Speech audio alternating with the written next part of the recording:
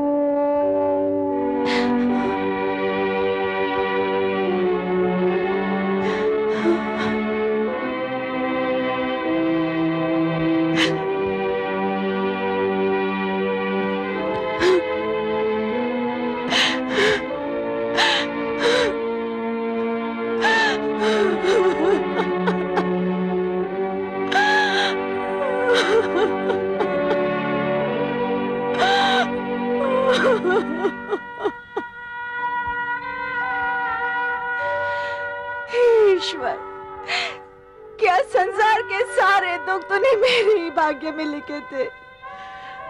इतना दुख मैं कैसे सहन करूं, कैसे?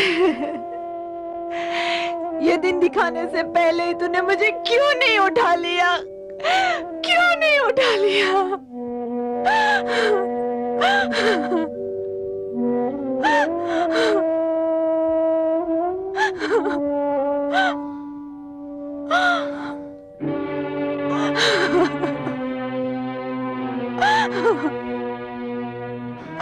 पुत्रवधू,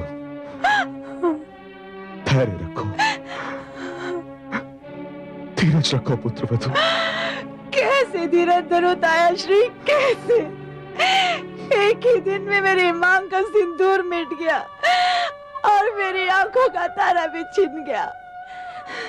हे आकाश, क्या कभी तेरी आंखों ने ऐसा निर्मम अत्याचार देखा था? हे धरती, क्या कभी तेरी छाती पर दुख का ऐसा पहाड़ टूटा था?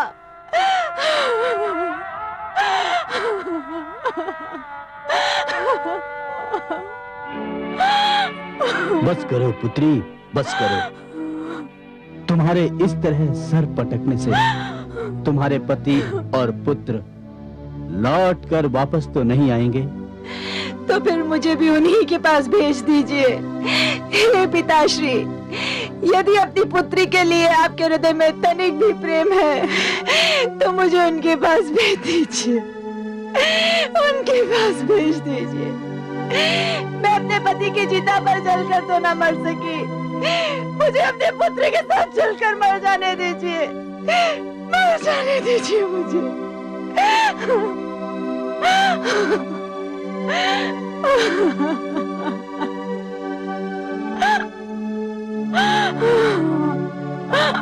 बस करो पुत्री, बस करो। तुम्हारे दुख ने तो धरती आकाश को हिला कर रख दिया। मैं शिष्य विरोचन को बचा नहीं सका, क्योंकि जो कुछ हुआ मेरी अनुपस्थिति में हुआ।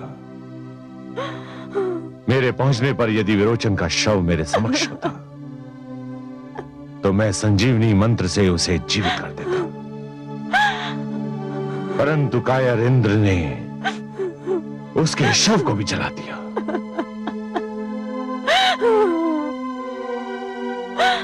सौभाग्यवश बलि का शव मेरे समक्ष है। यज्ञ कुंड प्रज्वलित किया जाए।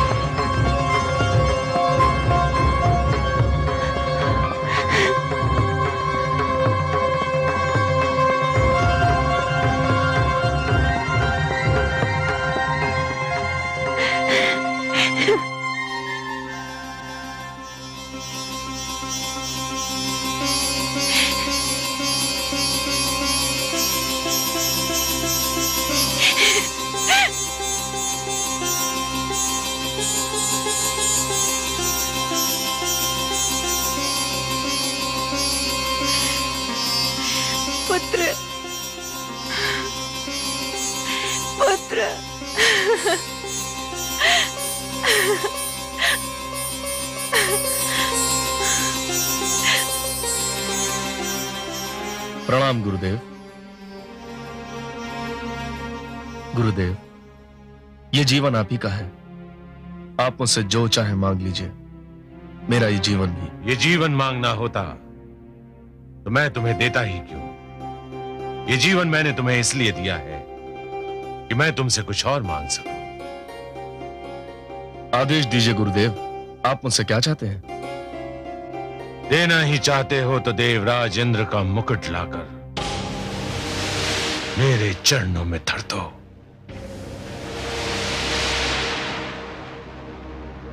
जो आज्ञा गुरुदेव। रुक जाओ।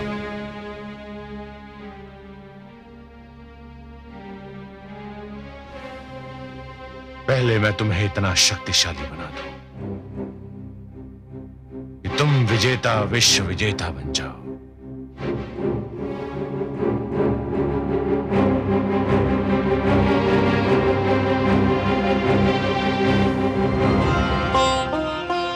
देखा आपने महादेवी, देखा विवेक और संयम से कार्य ना लेने का परिणाम। न जाने देवराज को क्या हो गया है। अच्छी भली शांति छाई हुई थी तो उन्होंने पौत्र विरोचन की हत्या कर दी। वो भी धोखे से। अब बलि उनका शत्रु हो गया है। पुत्र प्रहलाद ने जो शांति का वातावरण बनाया था उसे देवराज ने समाप्त कर दिया। पुत्र प्रहलाद ने जो देवताओं से संधि की थी वो भी टूट गई। हे कमल नयन, अब मुझे चिंता हो रही है। चिंता का विषय यह नहीं है महादेवी कि जो हुआ वो बुरा हुआ। चिंता का विषय तो यह है कि आगे जो होगा वो भी भला नहीं होगा। हे कमल नयन, क्या होने वाला है? महादेवी, दो पक्षों में संधि का टूटना एक श्रृंखला के टूटने के समान होता है। एक कड़ी टूट जाती है तो कड़ी पर कड़ी टूटने लगती है। महादेवी, मोती जिस डोर में पिरोए हुए होते हैं, यदि वो डोर ही टूट जाए तो सारे के सारे मोती भूमि पर बिखर जाते हैं। और इन बिखरे हुए मोतियों को दोबारा समेटना और फिर से उसी डोर में पिरोना यह सरल कार्य नहीं होता महादेवी। जानती हूँ कमल नयन, बसी बसाई नगरी को उजाड़ना सरल कार्य होता है। उसी नगरी को फिर से बसाना बहुत कठिन होता है। वर्ष और पीढ़ियां बीत जाती हैं उसे बसाने में। सत्य कहा महादेवी। समझौते का तोड़ना सदैव शत्रुता को जन्म देता है। और शत्रुता एक ऐसा विषैला पौधा है जिस पर केवल द्वेष के पुष्प और संदेह के कांटे ही उगते हैं। और ये द्वेष और संदेह कई पीढ़ियों तक अपना रंग दिखाते रहते हैं। हे महादेवी, हिरण्यकशिपु ने जो शत्रुता का विषैला वृक्ष बोया था उसे मेरे भक्त प्रहलाद ने जड़ से उखाड़कर फेंक दिया था। पर अब मुझे यह भय है महादेवी कि प्रहलाद की तीसरी पीढ़ी में यह विषैला पौधा कहीं फिर से अपना सिर न उठा ले। परंतु हे कमल नयन, इसमें मेरे प्रपौत्र बलि का कोई दोष नहीं। यदि कुछ हुआ तो उसका उत्तरदायी मैं देवराज को ही मानूंगी। मुझे भी बलि से सहानुभूति है महादेवी। निस्संदेह उस पर अत्याचार हुआ है। पर महादेवी, यही तो परीक्षा के क्षण होते हैं। इन्हीं क्षणों में यह सिद्ध होता है कि कौन अपना विवेक और संयम खो देता है और कौन खो नहीं देता। देवराज इंद्र ने अपना विवेक खोया, अपना संयम खोया, तो उनके हाथों से एक घोर अपराध हो गया। अब देखना यह है कि बलि अपने विवेक और संयम पर नियंत्रण कर सकता है या नहीं। पांव तले रौंदी जाए तो चींटी भी काट लेती है। बलि के साथ देवराज ने जो व्यवहार किया उसे देखते हुए मुझे बलि का क्रोध सर्वथा उचित लग रहा है। मैं आपकी बात समझ रहा हूं महादेवी, पर यह जान लीजिए कि सृष्टि की हर वस्तु किसी न किसी सीमा में बंधी हुई है। इच्छा हो, ईर्ष्या हो, क्रोध हो, कोई भी भावना हो, उसकी अपनी सीमा होती है। और जब वो भावना अपनी ही सीमा को लांघकर परे चली जाती है तो स्वयं अपने लिए ही हानिकारक सिद्ध हो जाती है। बलि इस समय अपने जीवन पथ के कठिन मोड़ पर खड़ा है।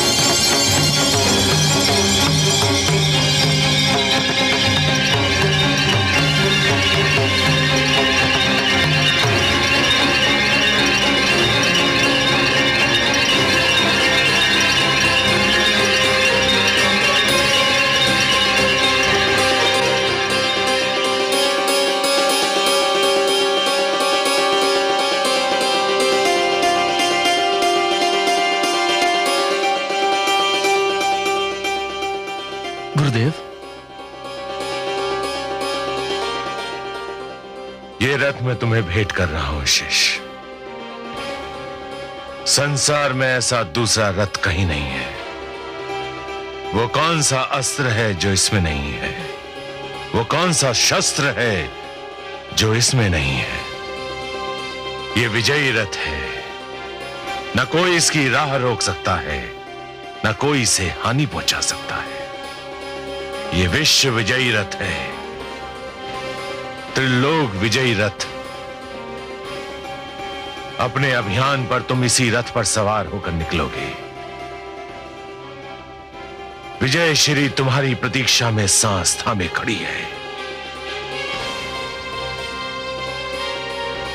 गुरुदेव,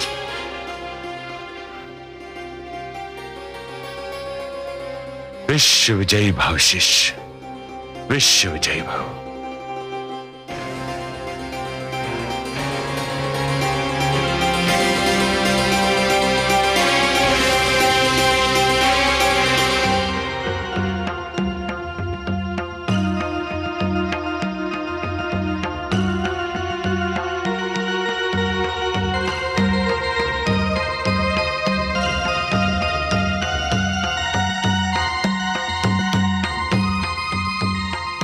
प्रणाम माताश्री।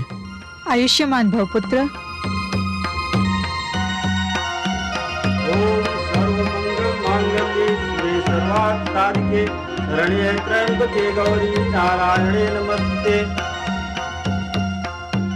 आयुष्मान भव। तुम्हारे सिर पर राजमुकुट रखने का शुभ कार्य तुम्हारे पिता सम्राट विरोचन को करना था, परंतु मुझे खेद है ऐसा नहीं हो सका। किंतु गुरु भी पिता के समान होता है। मैं दैत्यों का कुल गुरु हूं। मैंने दैत्यों की कई पीढ़ियों को शिक्षा दीक्षा दी है। इस दृष्टि से मैं दैत्यों का पितामह हूं। और आज इस राजमुकुट को पहनाने का शुभ कार्य मैं स्वयं करूंगा। ओम रत्ने कल्पितमासनं विमजले स्नानं च दिव्यांबरां नानारत्न विभूषितां मृगवदा मोदाङ्कितं चन्दनं जाति चम्पक बिल्वपत्र चतितं पुष्पं च धूपं तथा दीपं देवदयानि देवसुपते अल्कल्पितं गृणां सौवर्णे मणिकण्डित रत्नचित्ते पात्रे दुतं पायसं सोम।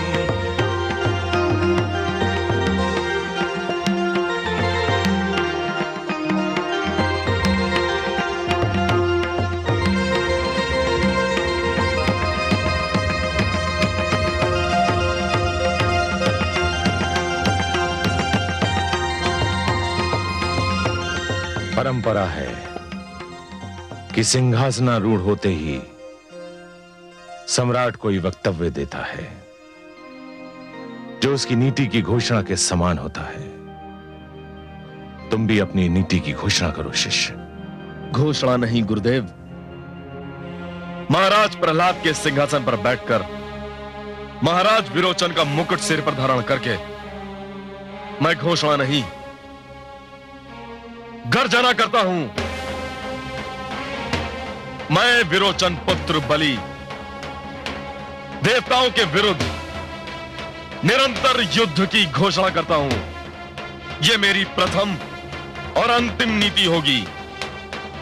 यह युद्ध आज से, अभी से, इसी क्षण से आरंभ किया जाए। आप सब युद्ध की तैयारियां कीजिए। महाराज बलि की जय, महाराज बलि की जय, महाराज बलि की जय, महाराज बलि की जय, महाराज बलि की जय, महाराज बलि की जय, महाराज बलि की जय।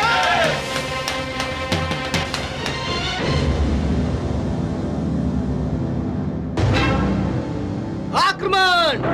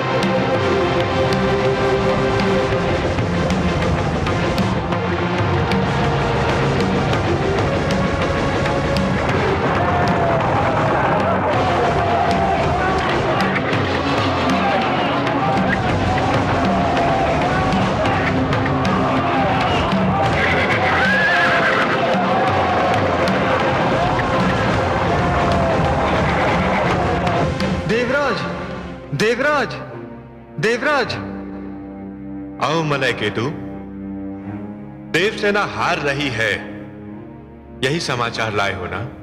जी हाँ देवराज।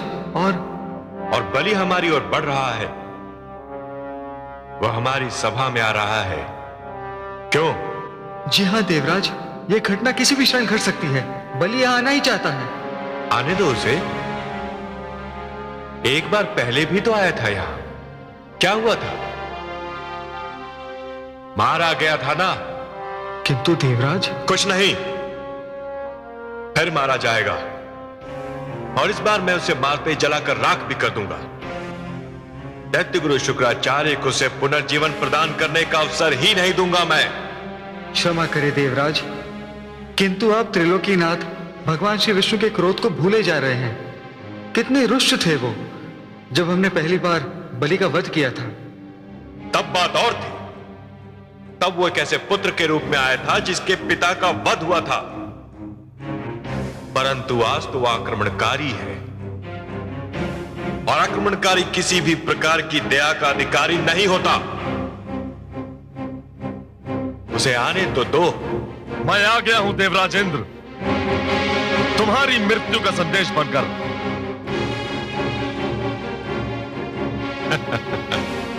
मृत्यु का संदेश? तुम कुछ भूल रहे हो दुस्साहसी बालक। मैं कुछ नहीं भूला हूं इंद्र। मैं जानता हूं कि तुम देवगण अमृत पान कर चुके हो, अमर हो चुके हो, मर नहीं सकते हो। यही कहना चाहते हो ना तुम? जानते हो तो ऐसी मूर्खता की बातें क्यों कर रहे हो? जो अमर हैं, जो मर नहीं सकते, उनकी मृत्यु का संदेश कौन बन सकता है?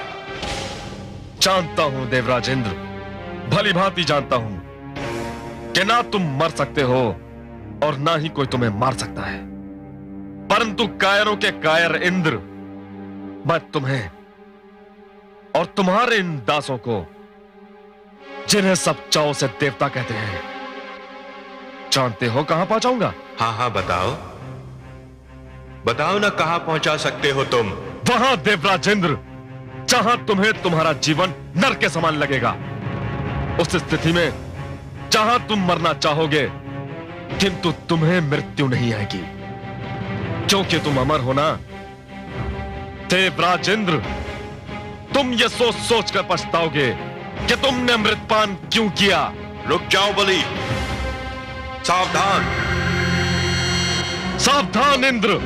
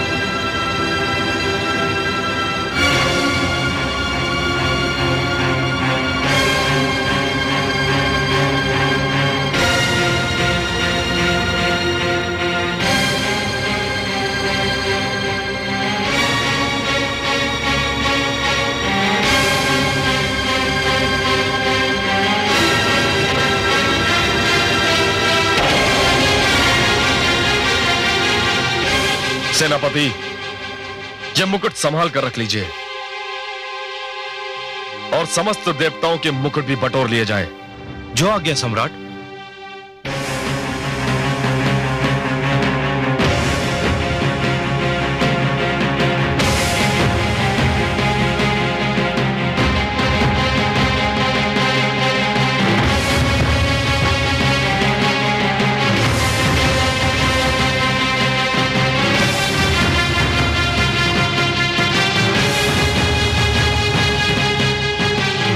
इन बंदियों के लिए क्या आदेश है?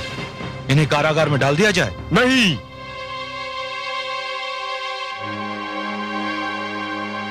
यह दंड इनके लिए बहुत साधारण होगा और वैसे भी ये दंड पहले भोग चुके हैं और अभ्यस्त हो चुके हैं। तो फिर इनके लिए क्या आदेश है? इन्हें देवलोक से निकालकर भटकने के लिए छोड़ दिया जाए।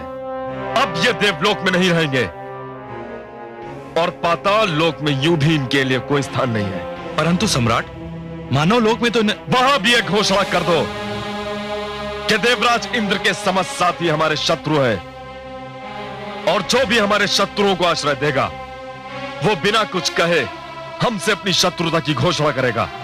हमारे हृदय में अपने शत्रुओं के लिए कोई स्थान नहीं है और ना ही हमारे मन में उनके लिए कभी करुणा जागेगी। और यह भी घोषणा कर दो कि मैं अपने शत्रु के मित्र को भी अपना शत्रु ही मानूंगा, भले ही वो कोई भी हो, कहीं भी हो। ले जाओ इन्हें।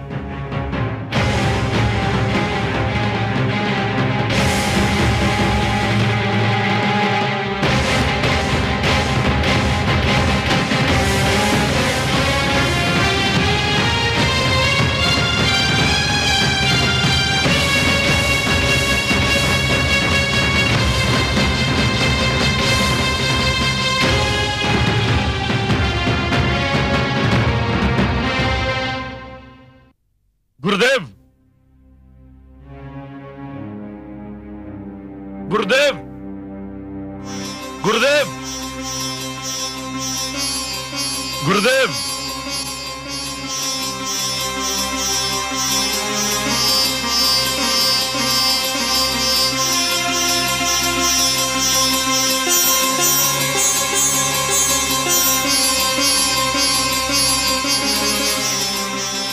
गुरुदेव, मेरे दूसरे जीवन के स्वामी, अपने सेवक की ओर से देवराज इंद्र का मुकुट, यह तुच्छ भेंट स्वीकार कीजिए।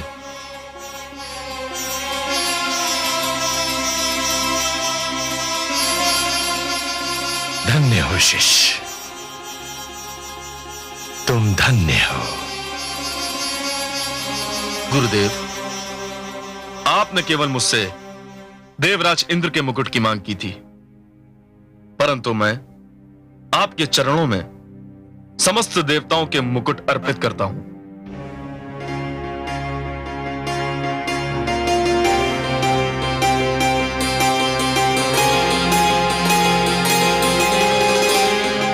आयुष्मान भव,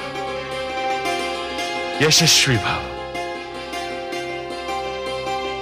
तुमने मेरी हार्दिक इच्छा पूरी कर दी। गुरुदेव,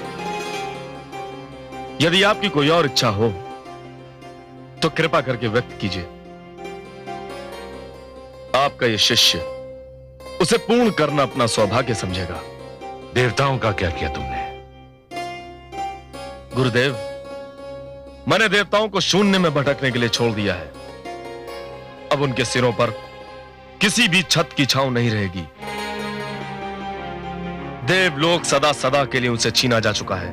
बस इसी स्थान पर मेरे मस्तिष्क में शंका सिर उठाने लगती है। अर्थात गुरुदेव? देवलोक तो उनसे पहले भी छीना जा चुका है। तुम्हारे पितामह हिरण्यकश्यपु ने इंद्रासन प्राप्त कर लिया था, इंद्रलोक पर अपना आधिपत्य जमा लिया था, परंतु तुम्हारे दादा श्री प्रहलाद ने उसे देवताओं को लौटा दिया था। कहीं ऐसा ना हो कि तुम या तुम्हारी अगली पीढ़ी एक बार देवलोक देवताओं को वापस लौटा दे। गुरुदेव, जहां तक मेरा प्रश्न है, मैं ये प्रण करता हूं और आपको ये वचन देता हूं कि मैं देवलोक कदापि देवताओं को नहीं लौटाऊंगा। और रही बात मेरी पीढ़ी की, तो मैं ये घोषणा करता हूं कि देवलोक देवताओं को लौटाना है या नहीं, यह अधिकार केवल आपका रहेगा। देवराज सहित समस्त देवताओं के मुकुट दैत्य गुरु शुक्राचार्य के चरणों में देखकर आपको अवश्य दुख हो रहा होगा। है भी दुख की बात। महादेवी, मुकुट तो केवल वैभव के प्रतीक होते हैं, उनका इससे अधिक कोई महत्व नहीं होता। सत्य पूछिए तो देवताओं के मुकुट उतरते हुए देखकर दुख कम हुआ। दुख अधिक इस बात का है कि केवल एक भूल के कारण देवराज इंद्र और समस्त देवताओं के सिर झुक गए। हे महादेवी, जिस प्रकार चरित्र की हानि धन की हानि से अधिक बड़ी दुर्घटना होती है, उसी प्रकार देवत्व का अपमान देवताओं के अपमान से अधिक बड़ी दुर्घटना है। देवराज इंद्र ने जो कुछ किया, उससे समस्त संसार की दृष्टि में देवत्व का मान घट सकता है, और मुझे दुख इस बात का है। सबको अपने कर्मों का फल तो भोगना ही पड़ता है, यही विधि का विधान है। सत्य पूछिए तो देवराज के पतन का दुख किसी को भी नहीं होगा। पर मैं तो माता हूं, इसलिए हर माता के दुख से व्याकुल हो जाती हूं। कहीं आपका संकेत देव माता अदिति की ओर तो नहीं? आप जान गए कमल नयन। हाँ, यही बात है। मैं जानती हूं कि अपने पुत्रों की यह दुर्दशा देखकर देव माता अदिति व्याकुल हो उठेंगी। पुत्रों का दुख सबसे सहन हो सकता है, परंतु माता से नहीं। अदिति की व्याकुलता का विचार ही मुझे व्याकुल कर रहा है। जिसके मन पर क्रोध का अंधियारा छा जाए, भूले अपनी राह वो औरों को भटका, घाटे में रहता वही नहीं जिसे ये ध्यान, दया प्रेम सद्बुद्धि का बैरी है अभिमान, बैरी है अभिमान। जो सुनेगा ये पुराण पाएगा सुख और ज्ञान, पाएगा सुख और ज्ञान। कर्म को ही धर्म जान, प्रेम की तू छेड़तान, प्रेम की तू छेड़तान। बीते युग बता रहे हैं, बीते युग बता रहे हैं, सत्य पथ पे चल सुजान।